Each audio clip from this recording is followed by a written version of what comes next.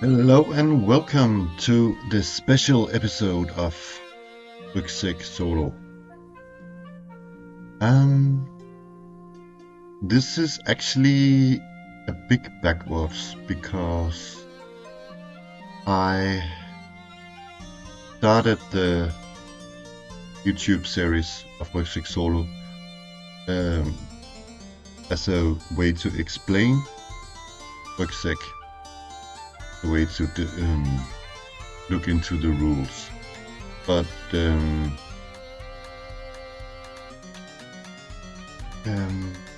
think that today I'm in this special episode I'm going to actually do several things. And by the way, if you see me twitch with my teeth or mouth, it's because I have a bit of toothache. Poor little me. Uh, yes. What is this video about? This video is going to be about several things actually. It should have been the first video about Rügsæk, because I'm going to explain my thoughts about Rügsæk. But on the other hand, I'm actually glad that I waited to do this because Rügsæk is actually not um, my first game. I've made let's see, three or uh, almost four games. And my first TTRPG is actually still under development. It's a it's a it's a sort of Dogsburg, my own take on a Dogsburg role-playing game. Uh, not much like Rügsæk, but and I am going to show it here um, on my YouTube channel. But yeah, more about that later. And my sort of second RPG was or is was actually a detective game where you play a sort of investigator. But I've paused that, and my third game was Gloom, then later changed to Gloom Goons. Um, it's a hack of tunnel goons, but with not as light as tunnel goons. I put more um, content into it. Actually, much like Walls of Van and the likes of that. Uh, but I was very happy about the way that not Tunnel Goons, sorry, um, Gloom Goons or Gloom turned out. And I'm a bit torn, and I have some thoughts about actually, or I've had some thoughts about combining Gloom Goons, Gloom, with Rügsæk. But if I went ahead and did that, it would mean a lot of work and a lot of rethinking. And I actually don't want to end up in that position where I'm forever building a new TTRPG, because I actually like Rügsæk. Um, but it's sort of my favorite because it's so simple, and I also feel that the mechanics is more my own, and I've come up with some thoughts I've come up. I feel more of myself rather than building up on top of something pre-existent. But you can say that actually the whole fundament of the Rügsæk. It is inspired through various role-playing games, and also much like not mm, like Into the Odd and Knave, where your backpack is sort of, especially Knave, where your backpack is limited. But actually, already, and I swear, already before I discovered Knave, that I had um, similar backpack ideas, like that your, especially with Gloom Goons, that your backpack is sort of limited and that your backpack has impact on your character. So that even predated uh, or before I heard of Knave, but Knave sort of hammered in the nail for me that that was a legitimate idea to it's, and I don't know, but Knave probably got his limited backpack idea or limited inventory from somewhere else. But it's I don't know, it's all one big stew of different role-playing games that sort of take little bits from each other. But anyways, before I dive into thoughts about Rügsæk and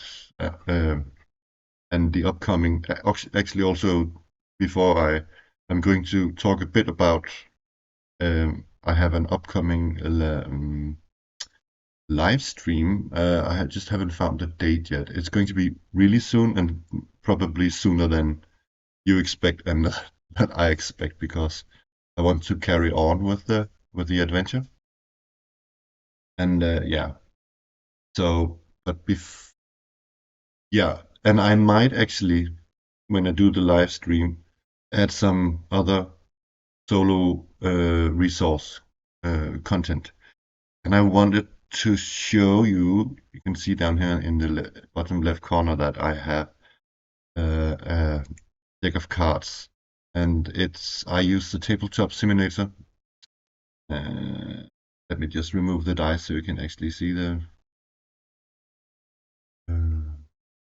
the cards properly.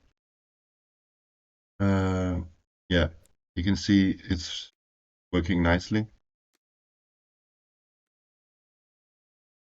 So I'm really looking forward to adding cards as well as a resource to generate content.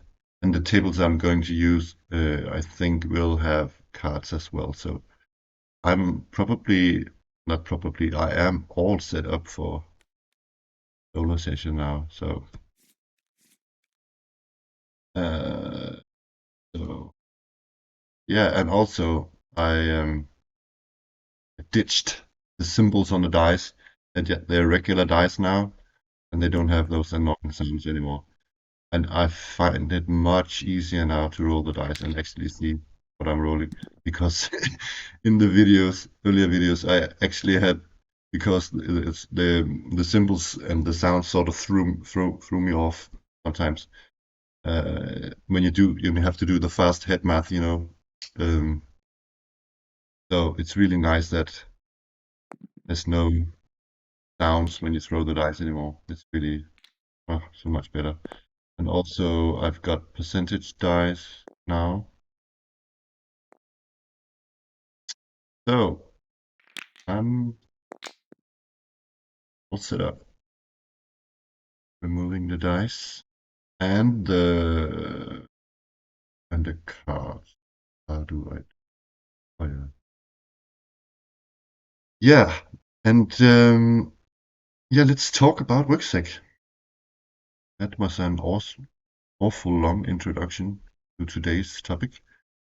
The way I'm going to talk about Rügsæk is I'm going to shift back and forth between uh, a drawing. I'm going to draw while I talk because uh, it symbolizes some of the thoughts I have. Um, I'll explain why. Rügsæk. Yes, I wanted to create a simple game. I wanted to create a game that was sort of easy to understand and grasp.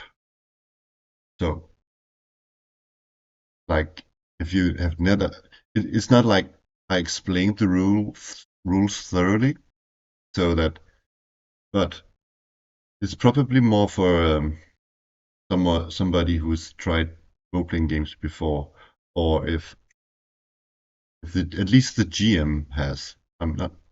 I think new players can easily jump into this game, and I tried to make it very accessible, uh, and um, yeah, and basic actually. The reason for that that started prior to this because when I made especially Gloom, my other role-playing game, I found out that what did I find out? uh, no, oh yeah, that when you when you are instead of as a author, instead of I or the present um, a world to you, what you call it, there's no like deep lore in the game. I think it's the lore of the game is all up here in my head. It is there. It's sort of uh, the way I perceive role playing game and the way I perceive a fantasy world. But I didn't put everything onto uh, into Rügsæk. I want the reader or the players to and the GM, not me, put their own version of a world and a setting into this game. This is just a skeleton. It's your job. Yeah, I present a skeleton, and it's sort of your job to uh, give the skeleton flesh and clothes and bring it to life. I just present the skeleton. So that leads me to a very important thing because I used to make role playing games where you could there were tons of um, character classes and tons of combinations of this and that, and I actually like that when you can roll. I prefer actually that you roll rather than you pick your character because it gives you sparks of imagination. But I thought, could titles um, could titles also do that? And here's my whole idea. Maybe I should have put in my thoughts a bit better into this because, for instance, a character class like the Fighting Man. I know it's the same as the early Dungeons and Dragons or chainmail of Dungeons and Dragons, or the fighter was called the Fighting Man, and that's really ridiculous uh, name for the fighter. But at the same time, it sort of it's very the word is very weighted. I mean, it has some sort of it both has this sort of like a fascination clinging to it, but it also has this ridiculous side to it, and also that it uses a I don't know, maybe it's English, but that it uses the pronoun of a man, a fighting man. Can it only be men who fight, or is it more like the fighting human? I don't know, the fighting man. but I found that totally ridiculous and hilarious. So I of course, because to me it sparks a lot of imagination. So I wanted in my game a fighting man. Uh, and actually, when I made Rügsæk, like the sketch of it, is sort of the initial, uh, the holy woman was called the holy man as well. So, but I thought it would be funny if you had a fighting man and a holy woman. And the the pronouns of the titles of the character classes totally flavor. So, and the thief is just called the thief, and the Crimson Wizard is just, I don't know, it's just something I came up with. I don't know. There's no reason why it's the Crimson Wizard, but on the other hand, it's like it's a bit, again, it's easier to imagine.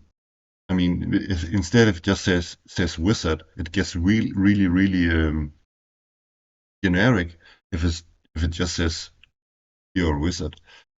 Uh, I think the thief is okay, but wizard is just I like the class wizard, but the crimson wizard, when you add that adjective to it, sort of becomes much more interesting. What is a crimson wizard? Is that a fire wizard? That do they wear red robes, or so the crimson wizard. And the same with the um, tattered troubadour. Uh, and the corroded knight. The corroded knight is actually a class I sort of moved from um, Gloom, the Gloom Goons, and yeah, the Goblin loot snatcher. We all know the Goblin treasure goblins, so this is just my variant of it because this is a game about uh, yeah. I had and I added it later in the game, but this is a game where you like in OSR games and old school games that you have when you want to level your character, you have to bring back treasure. And yeah, so there's a treasure goblin there for you. In my version called the Goblin Loot Snatcher. And then there is the last of the advanced classes is the Cursed Lordling. The thing about the Cursed Lordling is also a class I sort of moved from my other game, Gloomgoons, but it's because in Glooms humans were damned or cursed. So the Cursed Lordling is sort of inspired from my other game. But why am I telling you all this about the classes? It's because I actually, and I'm thinking about putting this in these thoughts into every chapter I have in the book. My thoughts about the why only 8 classes, why four archetypes, and why four specialized classes. In reality, you could actually, and I want you to do this. I want you to make your own classes. I want you to, I want you to be creative and make your own classes. And if you look at these 8 presented classes, you can see that they're quite easy to make. I mean, and you can even buff them more from to start with because the way I present advancement in Rügsæk, uh, the the advancement, can you say the progress is sort of not that steep, but you can start your. I mean, you can make any character you want with bonuses if you want to make a higher level character. Actually, I just started them from um, ground zero, you can say. Uh, and for instance, the fighting man just has +1 to strength. That's basically what makes him the fighting man. And okay, of course, also that he starts with some equipment, but I mean everybody can do that. In fact, actually, what I'm going to do later here in this video is that I'm going to just make a new class for you on the fly. I have an initial idea for it, and I thought that could be fun, and I also wanted to draw it for you, the class. Yeah, and I think I think when if you have bought this game, you just if you use my classes if you want to, you can also just make your own. I mean, yeah. Um, yeah. Oh yeah. Also, I've been while recording the previous videos, which has been a really good practice for me actually doing those recordings, is that I found out several things. I learned several things. Again, it's sort of a backwards process that I developed the game, even though as when I initially put the game on itch, as I stated more or less that the game was done. It's actually I want this game never to be done. I want it to be sort of uh, uh, the same thing that you get. If because I thought when I initially put it up, it was sort of done, but you know what I want you to do is to hack this game the heck out of it, and it's actually the same I want to do with it. And so it's never this game. I don't want a dead game. I want the game to live. So I don't want it to end up when I'm hacking it like entirely different game, but I just want to add to it, or and like the eternal what do you call that quest of making it perfect or a new sign kind of perfect. It doesn't have to be. I mean, a month ago it was another perfect for me. That was the ideal for me, and tomorrow it's maybe a new ideal. Uh, yeah. So, the thing on here. Where do we come to? Oh yeah, yeah, and also it's not a. This is not going to go deep into abilities. It's just that other than when I came up with the idea of the using the different polyhedral dyes, I actually one thing I actually don't like polyhedral dyes that much. I actually prefer an old 2d6 system. But I thought how my idea was how can I find the polyhedral dice interesting to me? I play games with polyhedral dice, but uh, I don't know. I just have a flair for I think for 2d6, but not criticizing my own game. But I've always thought that if you use those multi-sided dice, polyhedral dice, they should have some sort of significance. And I was also thinking about uh, how can you make use of them so they're interesting. And you always want to make, oh, I made a unique system. And then I thought, I think I sat in my bed and then I just played with the dice. And I had this idea that around that um, that should when you roll your dice, should you just um, use a target level. You have to beat a target with a die because that's what I come from when rolling 2d6.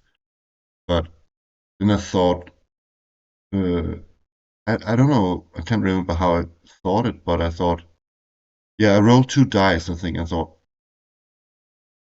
what if the one of the dice is difficulty, so it has a, and then I instantly thought, oh, then the difficulty will be variable.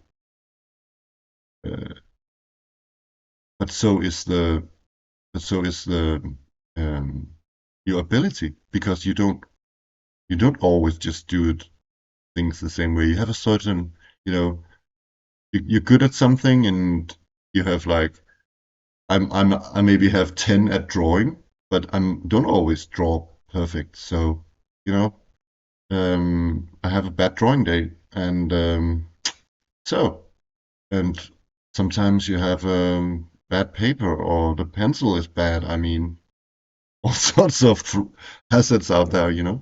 So my idea was to I thought that, oh, holy shit, this is a great idea actually. That the I know that you that systems where the difficulty goes up and down, but I thought that it would be fun, like that you would have an uncertain difficulty that would present itself through a die roll. I don't know if I'm making sense here, but you know. So, and that born the idea of variable um, difficulty level. I don't know. Please let me know if there are other system that uses. I don't, I'm not saying that this my system here is unique or anything, but I don't think I've ever seen it before actually. Uh, yeah, I'm smart like that. Yeah, later on, to begin with, I didn't have the D20 as a difficulty die. I added that because I actually, the more I learned, the more I rolled, actually discovered that, because the 20-sided die is so swingy, that it's actually okay to have it in there. Actually, and it actually makes a lot of fun to have the extreme level. And the extreme level isn't always 20 when you use the extreme die. It can go all the way from 1 to 20. And then there's the other thing that I was really torn between, because I have to just quickly touch this, is that, let's go up here again. When you have your arrays here, if you have a lower die, the chance of getting a high or low roll is higher on a low die. So to begin with, I just thought that, if you had a low die, you had a higher chance of getting a crit. So the player character with a lower die had a chance, and that's still a thing I'm really fond about, because um, yeah, I mean, you can just you're just more all round if you get a higher die, high dice, because you're sort of more safe. And when you're good at something or better at something, my thinking is that you are more safe. And also, I think, philosophically speaking, that if you have like, if you make all these aha moments when you have a new skill you're learning, and sometimes you learn from your mistakes, and sometimes you learn from your successes. You can actually, in my world, learn from both. So, I mean, maybe more learn from your failures, but you need successes to uh, to keep on going. So, yeah, and also in game wise, have people with low dice to actually have a chance. So that's what was my idea about um, arrays. But then I realized that getting a crit in this game, I wanted people to actually be able to get a crit more often. So I changed the rule around a bit. So, for instance, in combat, and this is what I'm torn about, because my old rules were that if you throw the dice, you threw both dice at one time, both the difficulty die and the ability die. But getting crits. Oh yeah, you get a crit by rolling either the highest or the both. The two dice has to be the opposite, and that's bit hard. The higher your dice is. So I thought that instead of rolling them simultaneously, for instance in combat, or the difficulty die must be thrown first. So if let's say it's in combat and your opponent rolls a 1, you can choose to roll with a lower die, but it's a gamble because the risk of getting a fumble is as high as the chance of getting a crit. I kind of like that, so you can sort of gamble, and it gives another element to combat. I thought to begin with, I thought that when it was still on thought level, I thought that I had a bit struggle about this, but the more I played with that rule, the more I was certain that this was a really good rule because it makes the game really much more fun. So that was that. So yeah, and when you probably already know that the player does all the rolls except for the hazard die. We'll get to that. Yeah, also I want to touch down on some thoughts I have about some of the rules. Let me see if I have all sorts of thoughts. If, for instance, armor value, I've been thinking, should you get, when you have heavier armor on that gives you more armor value, you obviously get more armor value. And heavier armor that takes up more space in your inventory. But I was also, and I thought, is that enough? I mean, should your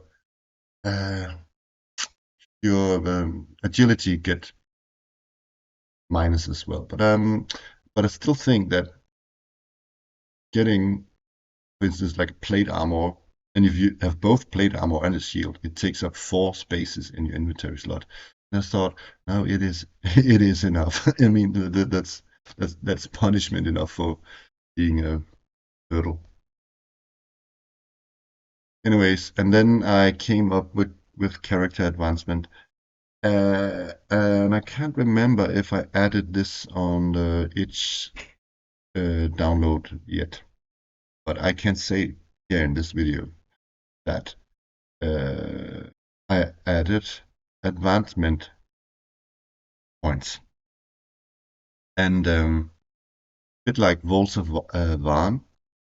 If I can zoom in, I don't know how that looks on your screen.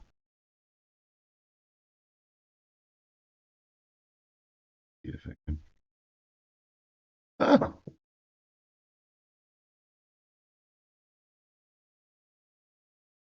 okay. A bit like the Volts of Van, I added in relics. I can't remember what it's called in Volts of Van, but you bring, when you go on an adventure, the way you advance is that you bring these, not treasure, but relics back to safety, or you sell them. And I had not the same idea. It's inspired from Volts of Van. So one relic is equal to one advance point. Yeah, you can either to one advance point or to one hard point.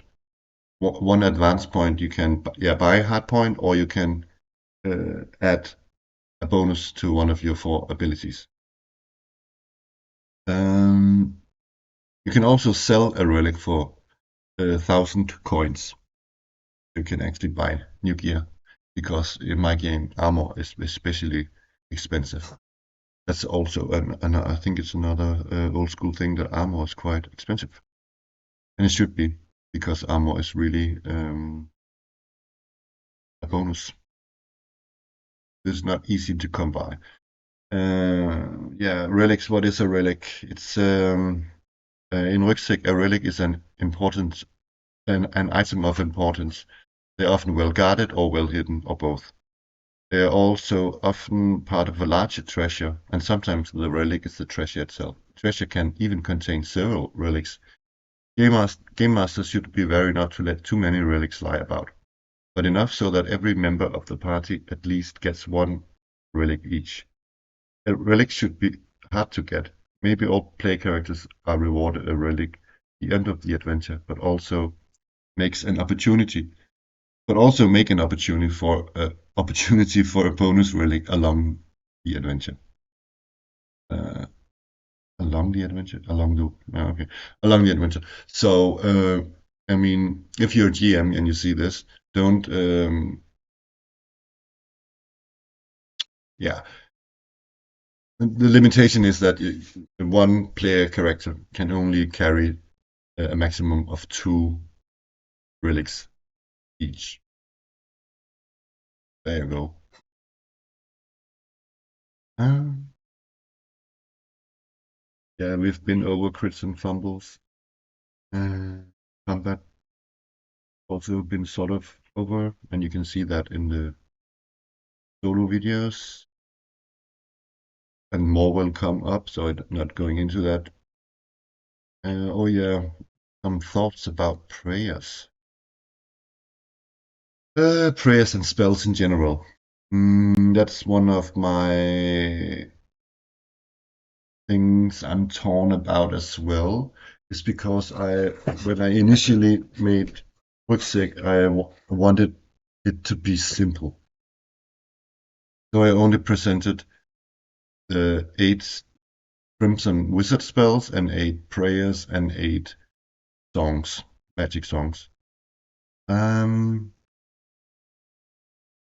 the same idea as with the classes, that I'm thinking you guys could come up with your own spells.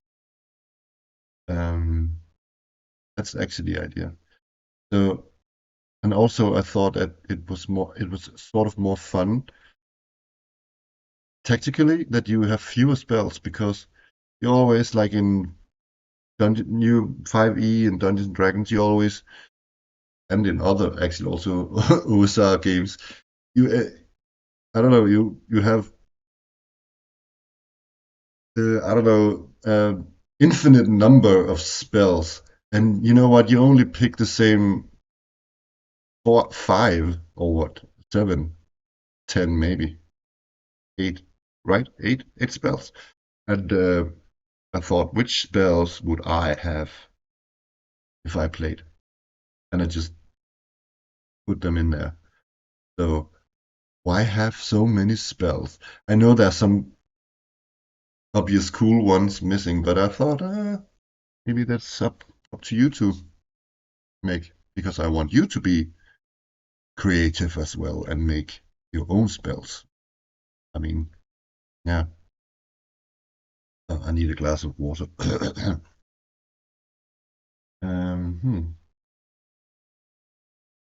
Yeah. The miscast table, we haven't seen that in action yet.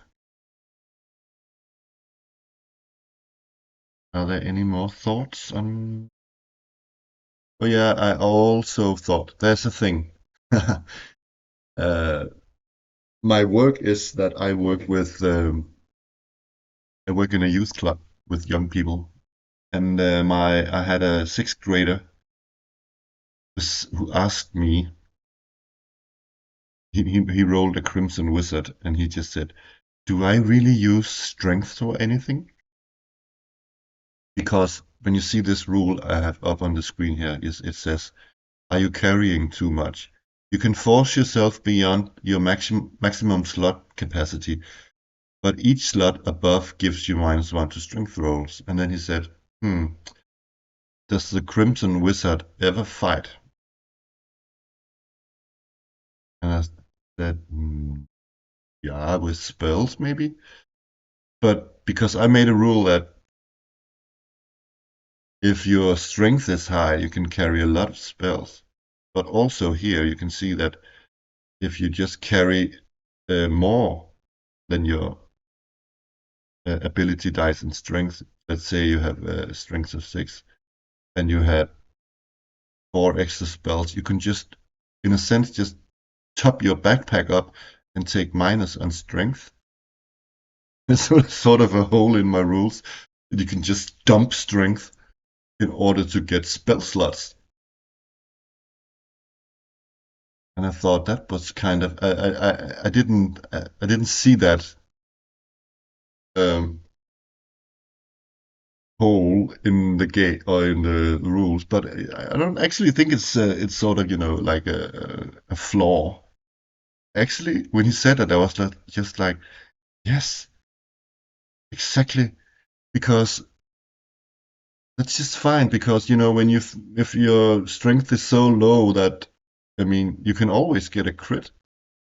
You can always choose to throw the D4, right?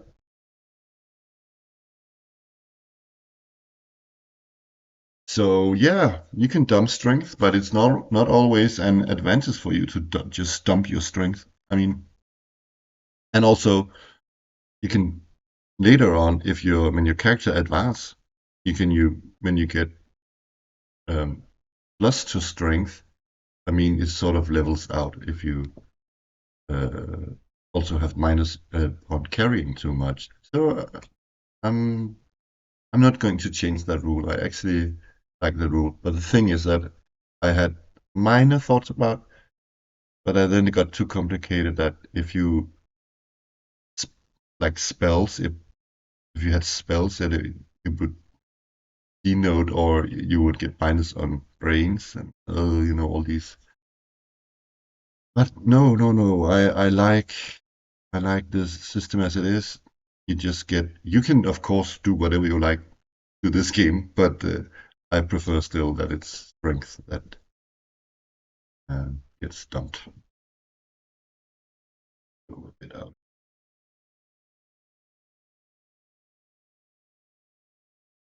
Yeah, also because my inventory list here is inspired from many uh, um, old school games. I looked at inventory from other games and also just from what I'm used to. There was a thing on here until recently. I don't think it's removed on itch yet on the version you can download on itch, but there was a flint and steel. And normally in OD&D and OSE and all the old school stuff, you had to have flint and steel to light your torch.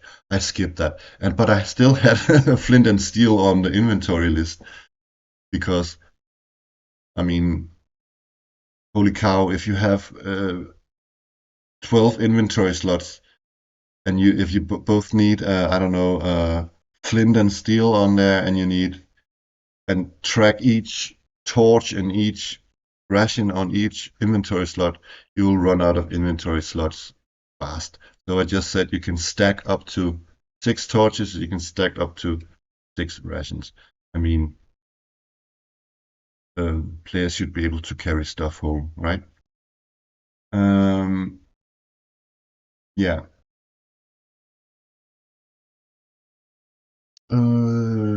Weapons. Is there any thoughts there other than you can read? Not really. Yeah, you could say that where is all the magic here in this game? Because I just made these standard rules about damage, magic damage. Again, the same thing, because I use a lot of extra source books to get my magic items and stuff. I could have put some magic items in there, but again, with Rügsæk, I just wanted a bare boned system, a skeleton for you to flesh out. So again, but still have some endless list of inventory adventuring gear. But I didn't want to, you know, everybody can come up with magic items. I know you can too, because I can. So can you. Yes, armor is also quite simple. Uh, Three types of armor: light armor, which is leather armor; medium armor, which is chainmail; heavy armor, which is plate mail; and a shield. Helmet gives you the old school, no armor value, but it negates a crit. Yeah. So yeah, that brings us down to advanced classes, and I'm, as promised, going to come up with a class here while I'm recording, and also make a small drawing because I have an idea. Oh yeah, but let's wait a bit with that. Let me just dive in on adventuring procedures and the D6 hazard die, because uh, yeah, let me just go back on top actually, because I have to see the name of the original, or the guy who. Oh yeah, my D6 hazard die system is inspired by Necropraxis hazard system version 0.3. I don't know his common name, but like Knave, I'm using this in Rügsæk. But while playing, I realized some stuff, and I've seen this also on the internet. Some criticisms of it. For instance, uh, and because this is the old document you're looking at, this still says a torch goes out. If you look over here at the combat hazards, also at the dungeon hazards, I changed that because that's a bit harsh. Instead, what I changed it to is that you use one, or your torch get depleted, or you use one turn on your torch. So if you're on your last turn and the torch gets depleted, then it goes out. And I also made it so that lamps can't get no lamps can't get blown out, but torches can get blown out by stuff. I think that's written somewhere in the rules. But yeah. And also I put in here that the Crimson Wizard forgets his spell. And the reason why I put that in here, it's not in Knave, I think. No, it's not. And it's not in Necropraxis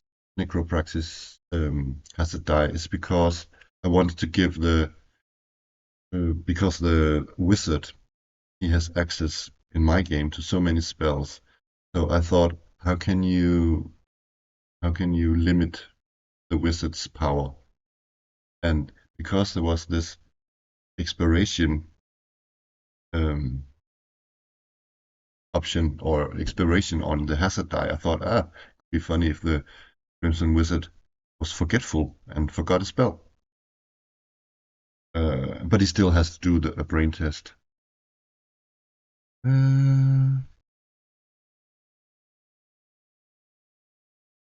Yeah, and it's time tracking in my game is also pretty typical OSR. Rounds 10 seconds, turns 10 minutes. Then I have watches, a bit like Mouse, Risa and Knave, and other games. I have 4. Watch is 4 hours, 3 during day and 3 during night. Yeah. And rest, you can also just read that up, but I can say that on each watch spent resting, the characters receive 2 hard points. And if you want to get a denoted ability back, you have to get night's rest with no interruptions. So yeah, and rations they get depleted once per day because abstracted into saying that it's you eat 3 times per day, so there are 3 meals in one ration. So at the end of the day, you just deplete one ration. Oh yeah, here's the thing with the torches and lamps. A torch can usually burn 6 turns, which is 1 hour. A torch can blow out on the hazard die, and this is also in the old document, so this is not the case any longer. It can only blow out if it's on the torch's last turn. A lamp can burn twice as long, so 12 turns, 2 hours. The lamp requires 1 flask of oil. The lamp cannot go out on the hazard die. Okay, so that was just the rule. So a lamp is better. Okay, I might change that. Yeah. Yes, what's new here? Nothing really. It's I wanted it simple to make monsters and opponents. So you can make them yourself. Again, the same philosophy. I could present monsters as a part of a setting, but I want you to run your own setting. So it's your monsters. Um, and I also added a little monster reaction table. It's just a D6 monster reaction table. Yeah. Oh, here's the Rügsæk solo table. That was so annoying, actually, because um, when I published this on itch, somehow I don't know why.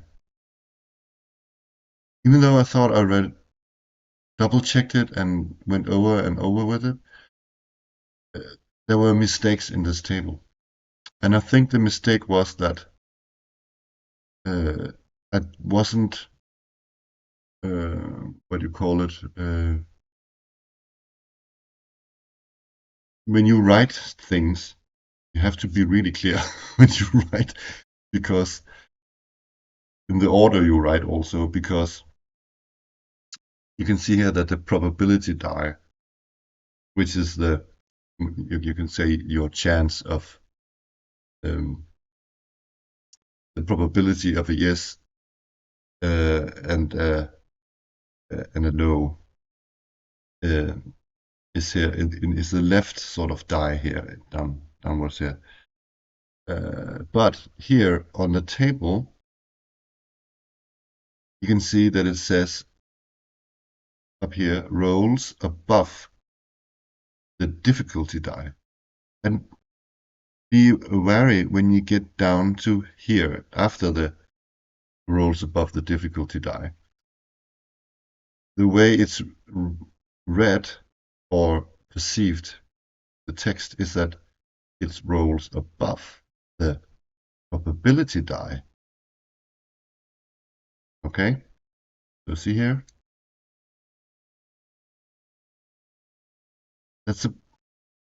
I think this is the clearest I could. I really like my yes no table because here because it's I made it, but not why. It's because it fits with the other rules of the variable difficulty die.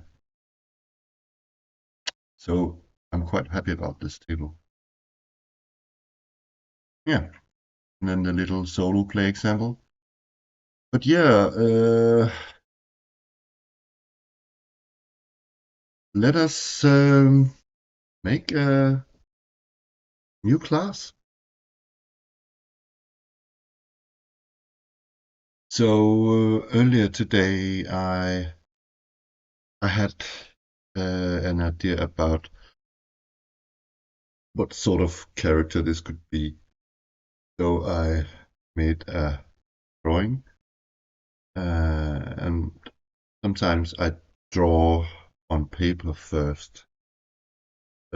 when I don't have my computer near me. But I actually prefer to. No, I don't prefer drawing digitally. I just draw better when I draw. I don't have a Control C or Control Z. I don't know which English speaking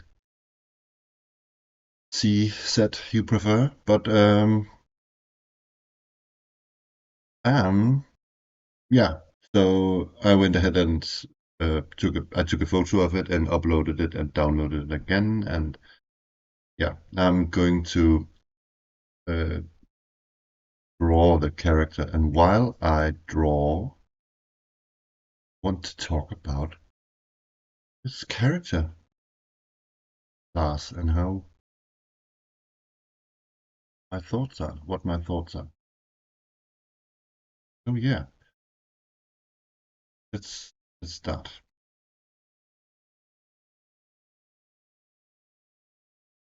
I'm gonna zoom in here. Oh yeah, I'm going to place it so you can actually see what I'm drawing here. Let me quickly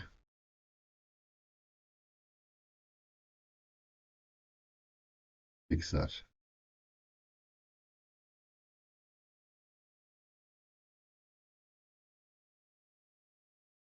Oh dear.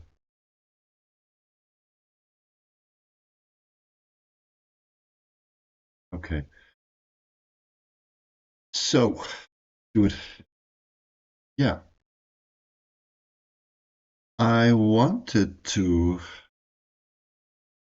uh,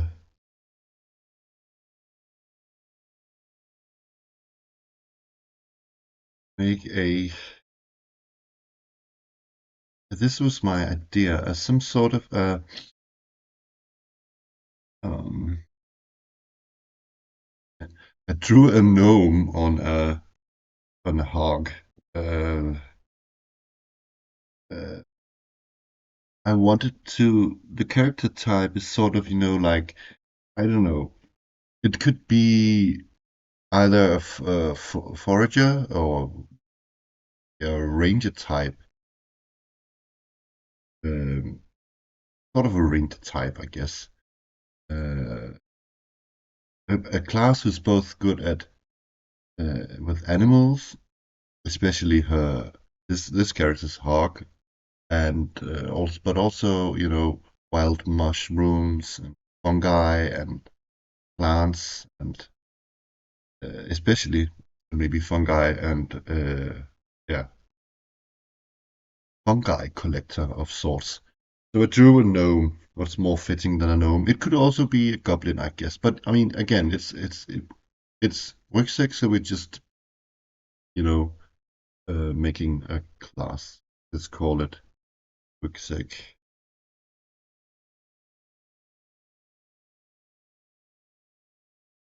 A new character. Okay, let's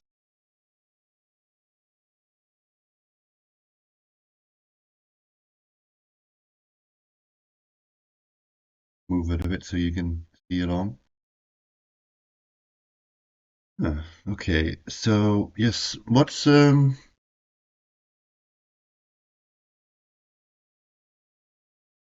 could what could this class?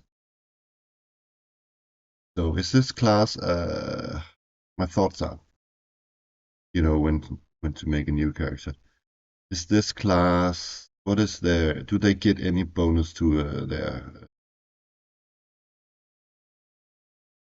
abilities? Like, would she or would this character, not her specifically, but would they get like +2 agility, for instance? Because they could probably use a bow and um, you know, but they could also. Is that their thing that they're good with a bow? Because the thing is they're more like a good at foraging. So I'm actually thinking that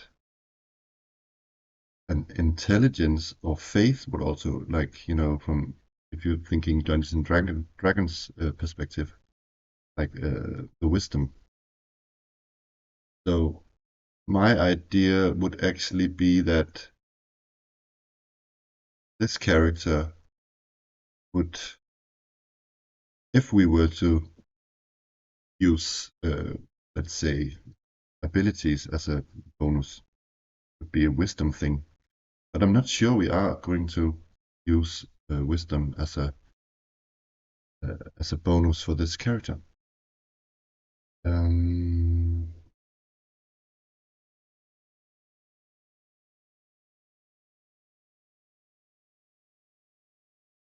Maybe I'll let that hang for a sec while I think about it. So I'm thinking, because it's also got something to do with companionship with the animal, and I'm thinking in my game the only relevant stat for that is still faith. Faith, actually, if I'm to think about it, and so I think actually you would get faith rolls, but I'm not sure this character is going to be able, like in Dungeons and Dragons. It, um, I'm not sure this class is going to be able to cast spells like the ranger in Dungeons and Dragons, but I think this character is good at finding mushrooms. Um, that's my idea, at least. So I'm thinking, I don't know if you can look along here. Thinking actually +2 faith. So +1 to faith. You could also, instead of saying +1 to faith, we could say uh, +1 to faith rolls when um, interacting with animals.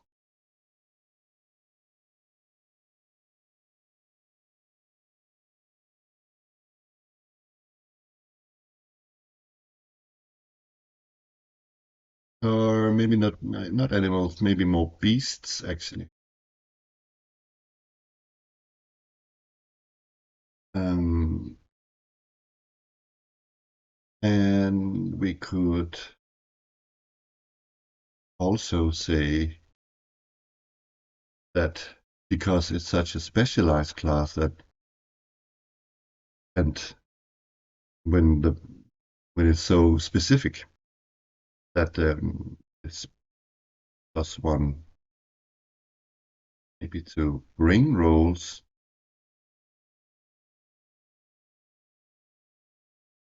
while foraging.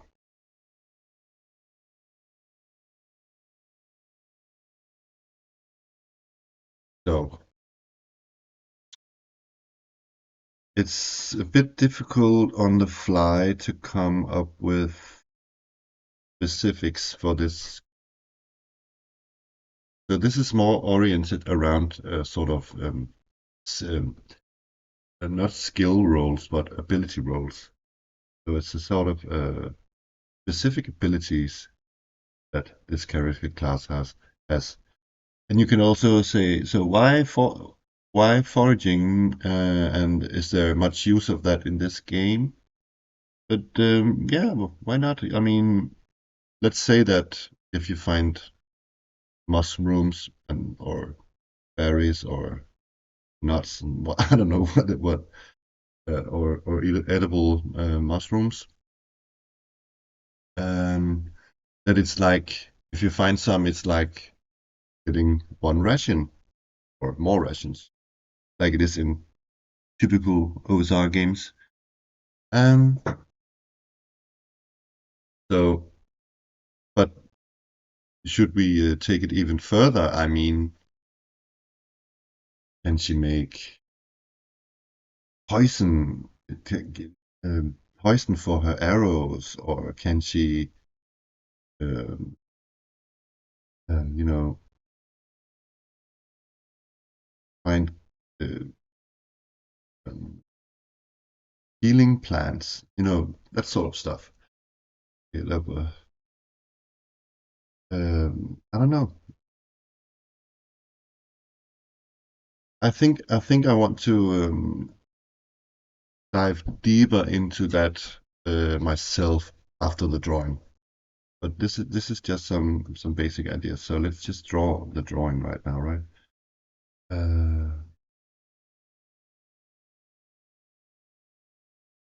Not sure about her eyes, whether it should be more naturalistic. The drawings I've made in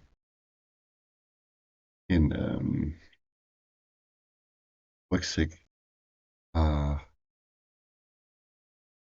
tad more realistic. I can do both. Both more like comic style, and depending on how much I put in.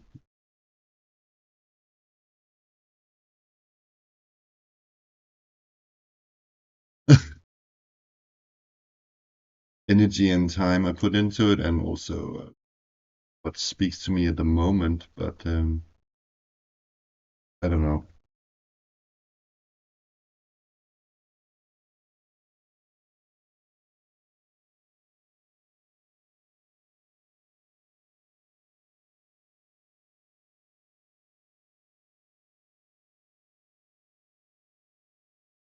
Sort of nose does she have?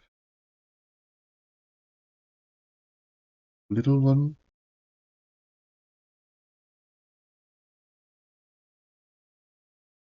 I think so.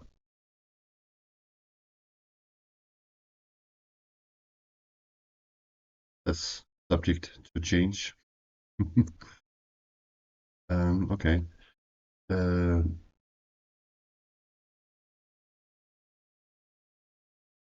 so I don't know if you have any ideas in the anybody's watching this, or anybody have any ideas for the class. You can write them in the comments, or else I'm just going to make her sort of more detailed behind the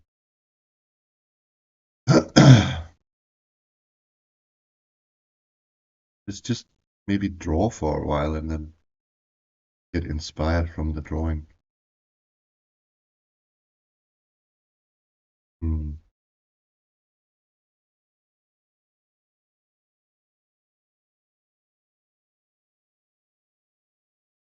I think what I'm drawing here is sort of a young gnome female.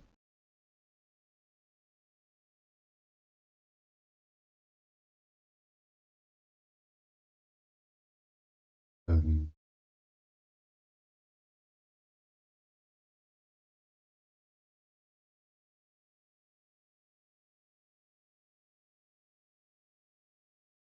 and this is her back, or her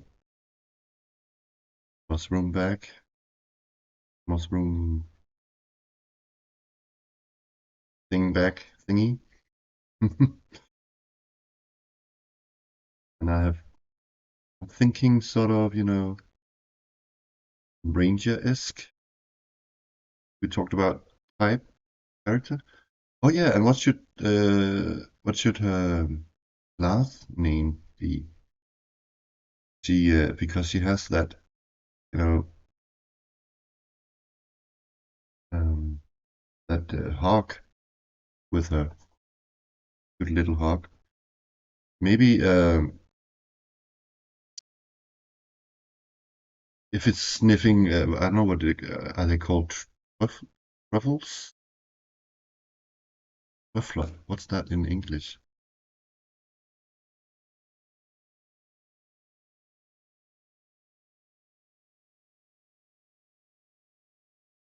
Truffles. Yes, it's a truffle.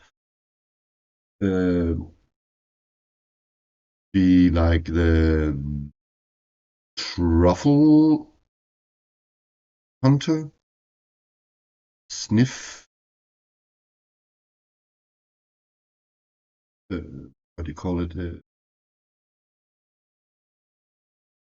Truffle sniffer? No, that would be very inappropriate. Sniffler?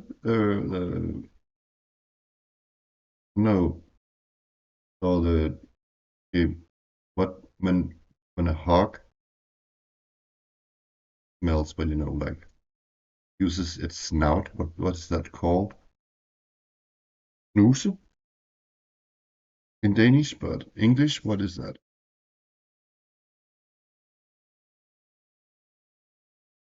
Sniff. Yes, of course. But truffle sniffer, truffle, truffle sniffer. Oh, that's a good one. Truffle sniffer. Also sound a bit like, the OD&D class, the gnome. What's that again? I can't remember that. That dark gnome word. I can't remember it, but it sounds a bit like it. So maybe it's sort of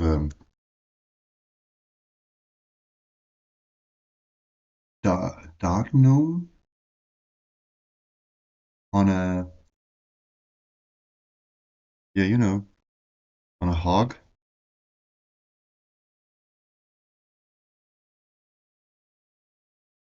Uh,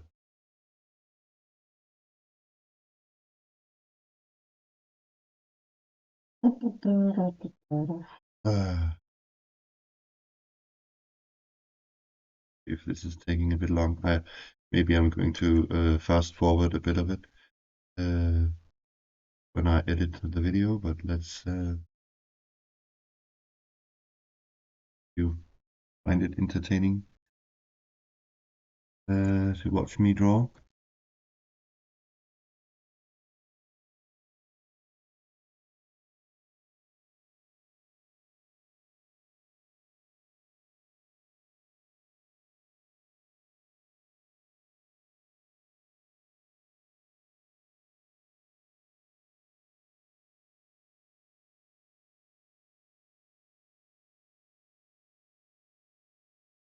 I actually quite like this pen in uh, after I got the new Clip Studio Paint. All my and I shifted computer. I lost all my downloaded, and hence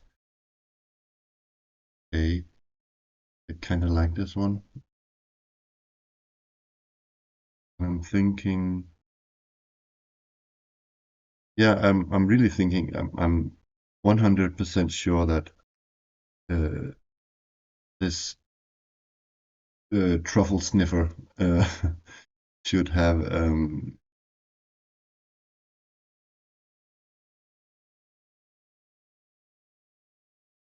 yeah, hawk head. 100% sure. It's perfect. I mean, what's not to like? I can see on my drawing that I did something weird. I'm going to move her leg here. Funny how you always.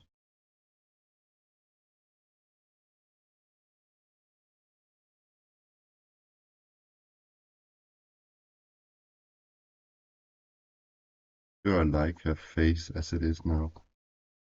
I'm going to think the eyes. I'm not sure about the eyes. Whoops. Uh,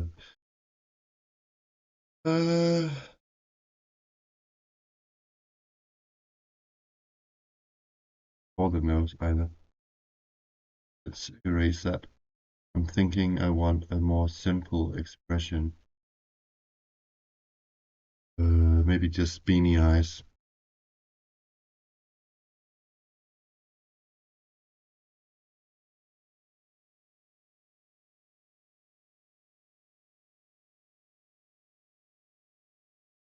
Keep it simple.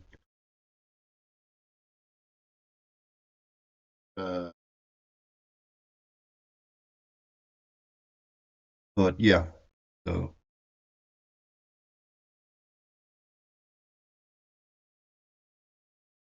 resemblance to the hog.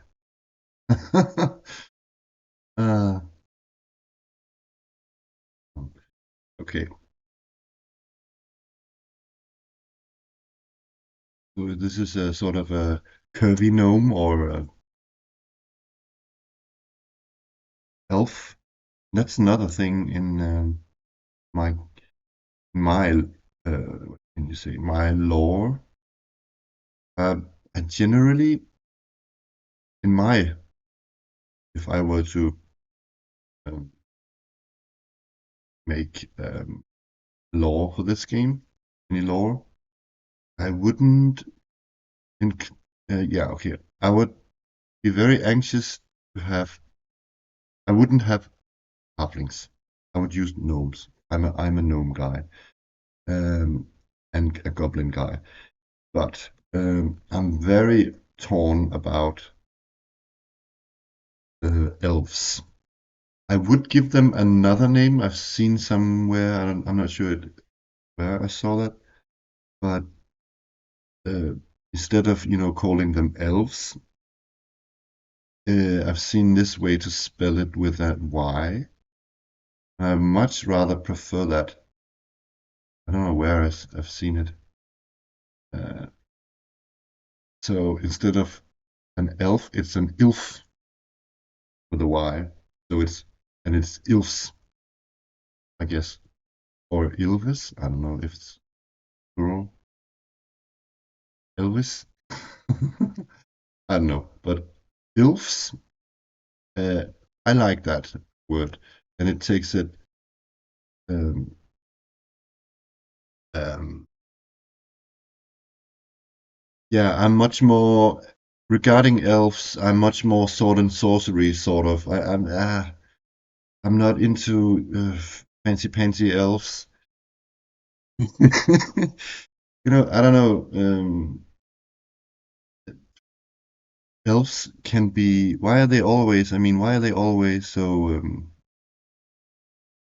um, portrayed so elegant? I mean, in my world, I don't know. They should be much more. How do you say it?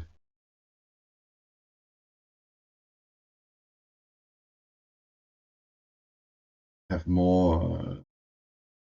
I wouldn't say character. Elves in high fantasy games do have character, but they're sort of generic. And I want my elves to be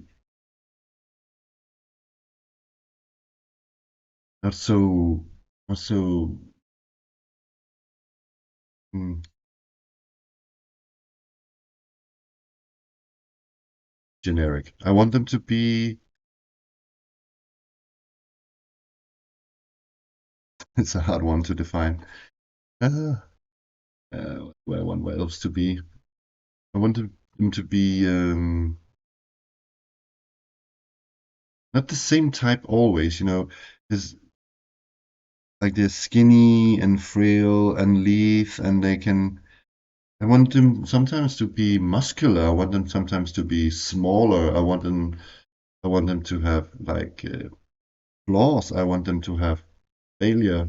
I mean, I don't like that stereotypical elf thing situation. Um, if you know what I mean. Um, yeah. I don't know what's something wrong here with that, or not wrong, but satisfied.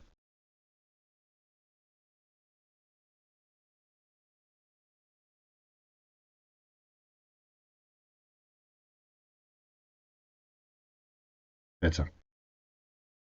Um, yeah. Let's see.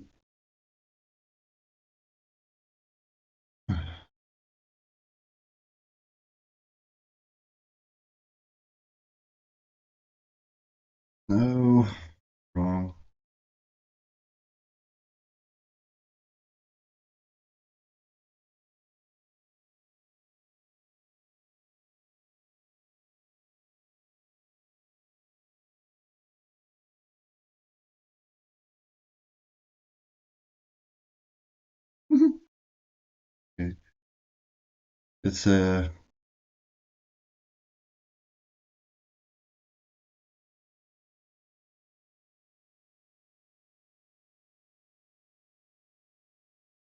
Earlier today, I wasn't really sure where to put the mouth of a hog, but I guess it's actually rather close to the snout of the hog.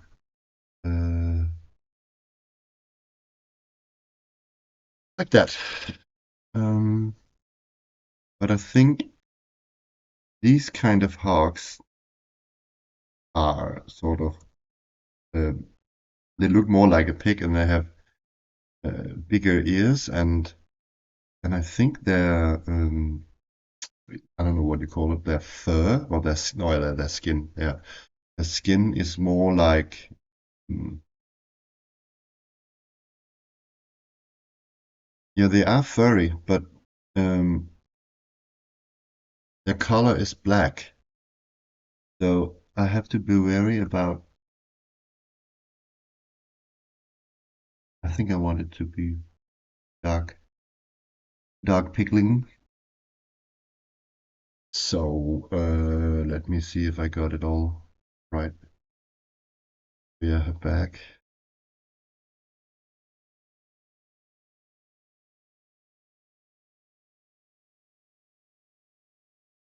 mushrooms, and her bow.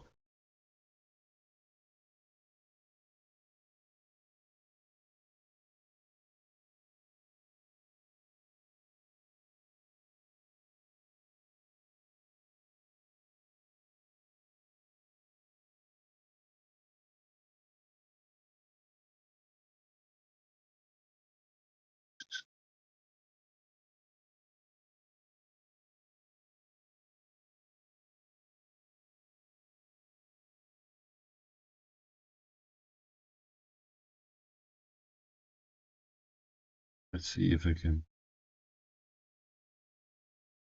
draw the pig. The hog. The hog. Black.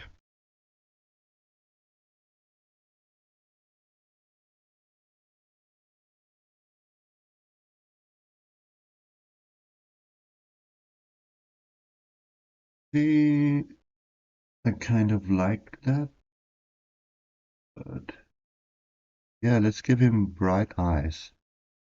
Make him look a bit, a tad more evil, like a demon hog. Could still be cute.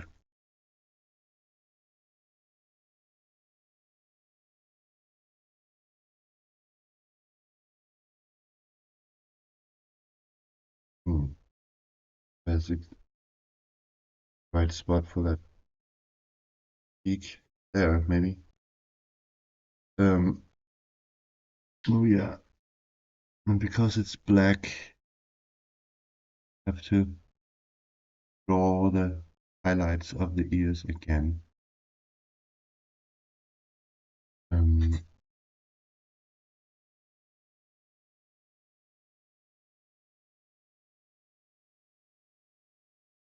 that,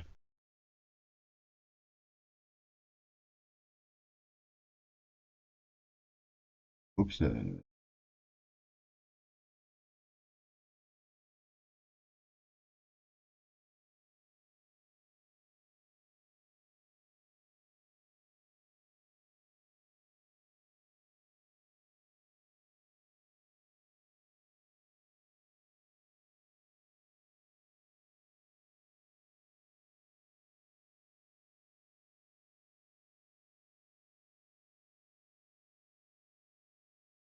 um,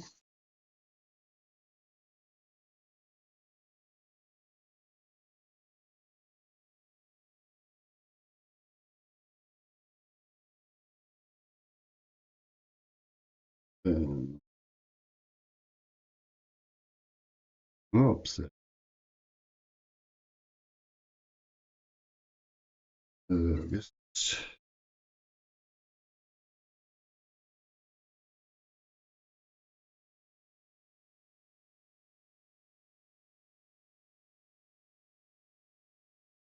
Hmm. Oh yeah, there's something about his eyes.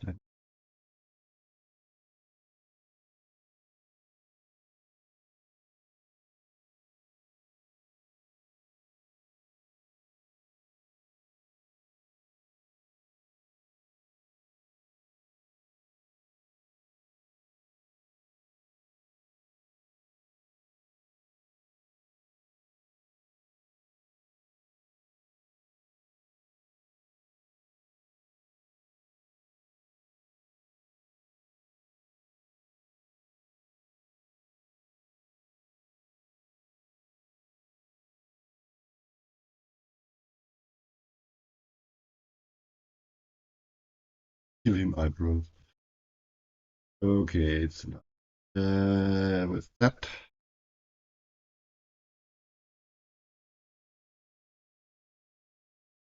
and how does this look? Hmm, very nice. I think I'm just going to shade with quickly put the rest in, but shade with raster.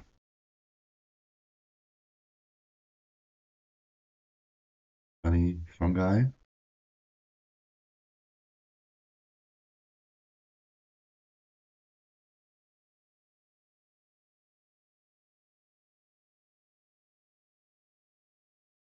He almost sniffs the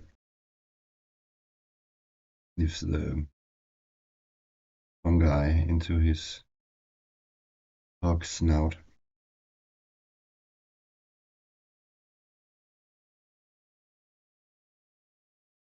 Like that.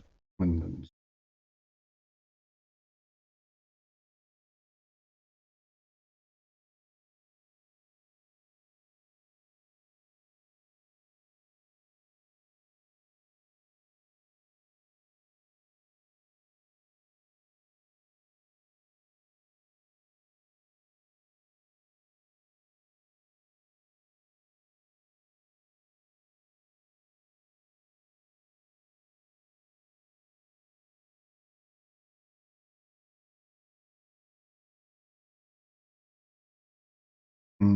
what is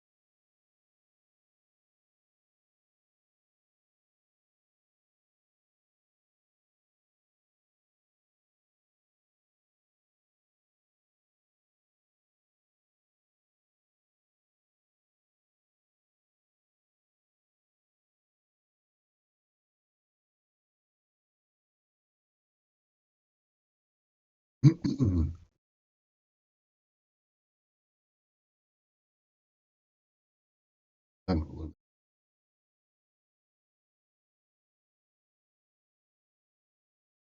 yeah, going to more. Oh yeah, the feathers.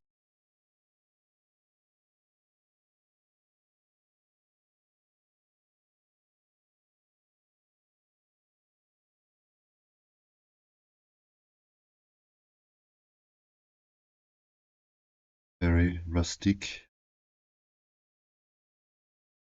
arrows.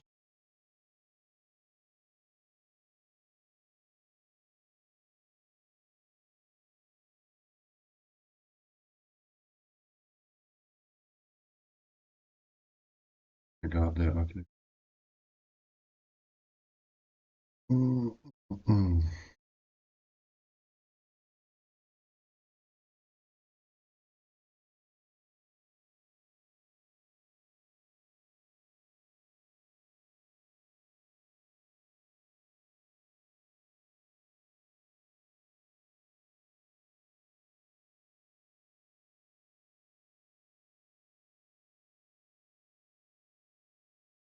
Okay, let's add some shadow and then wrap this drawing up.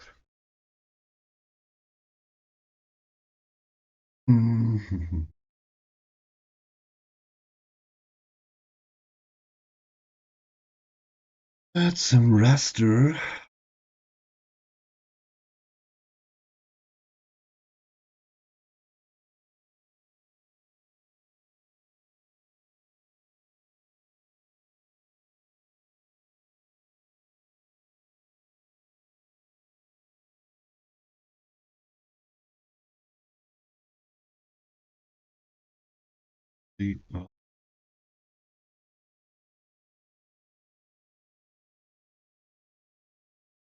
Supposed to be another. Oh yeah, yeah.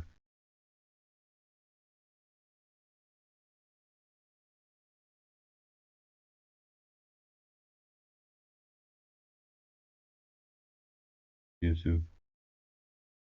That is what.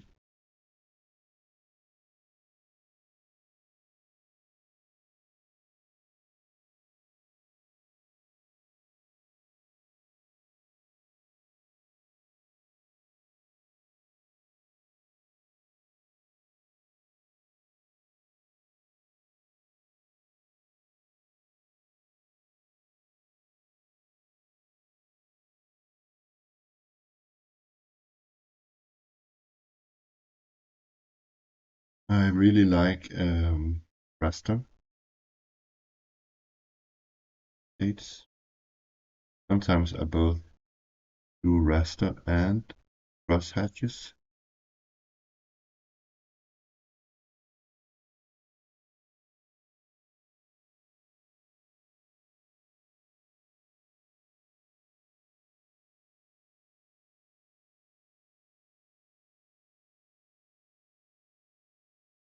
Now it is somewhat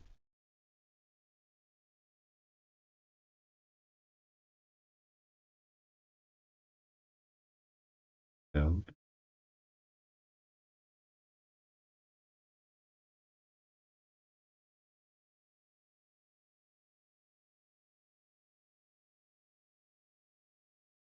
Okay. Oh, almost done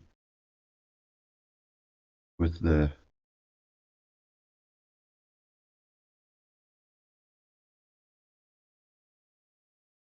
ruffle sniffer. Think it's yeah,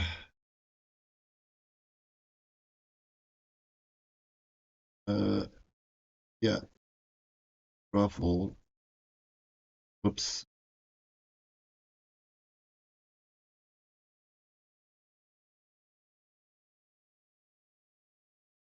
Sniffer. Oops.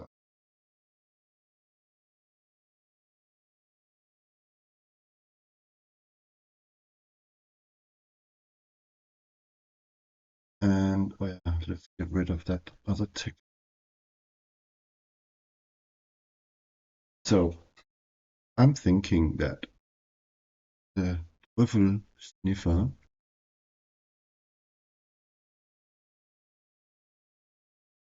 might also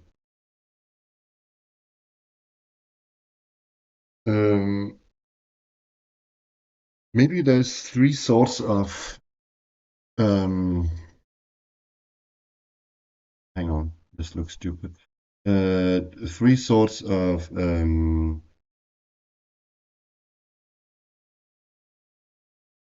just to keep it simple, three sorts of fungi, mushrooms, sort of. You can find. It's probably it's healing, and I have to think about that. Healing and ration and poison. And I think that healing mushrooms or fungi are the hardest ones to find. It's kind of easier just to find mushrooms as rations or as food. And also, I think it's maybe a bit more difficult to be able to find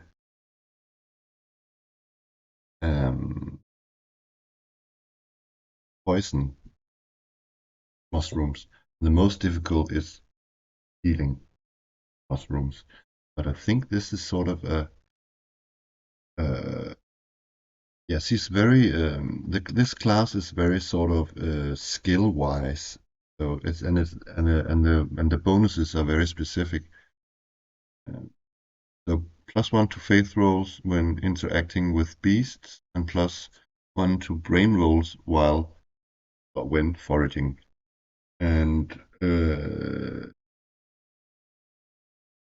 yeah, and let me see. So that where did it go? Yeah, whoops. Um, so foraging, it's for rations,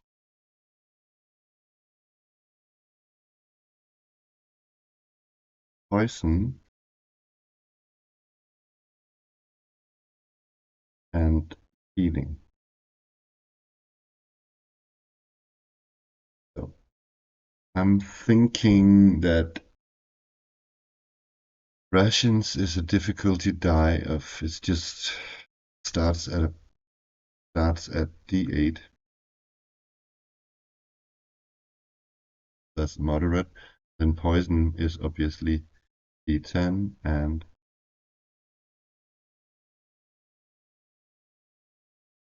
healing is D12.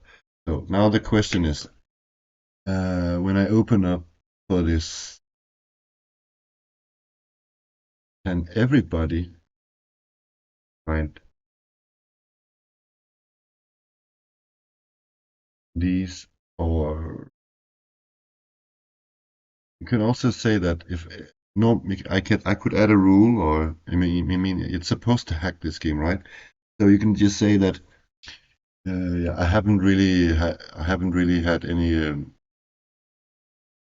foraging roles per se, but you can say that maybe now that I'm adding a Teufel sniffer, that mm, that I should add some foraging rules and maybe say that normally to find berries and mushrooms to eat, it would be a D10, and normally poison would be a D12 difficulty. And finding healing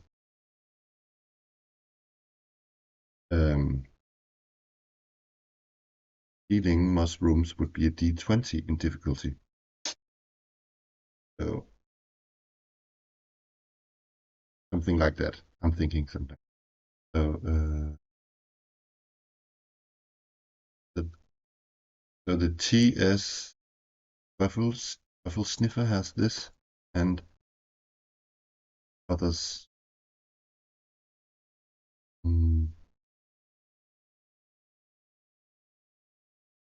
D10, DD12, and DD20.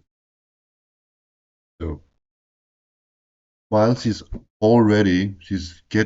better at finding these, she also gets a bonus because I think this is her main thing. I'm also thinking that I'm not done with this character yet.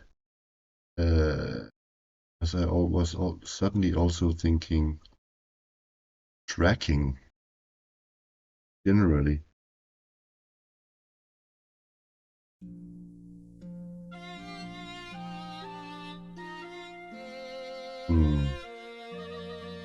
No. Let's keep it simple. Alright. So that's the Truffle Sniffer.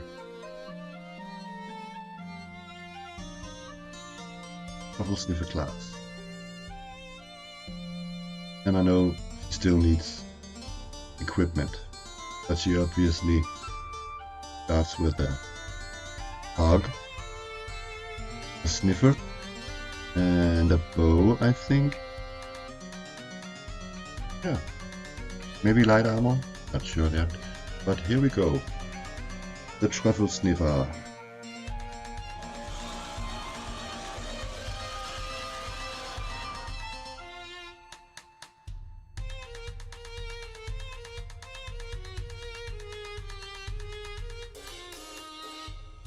Bye bye.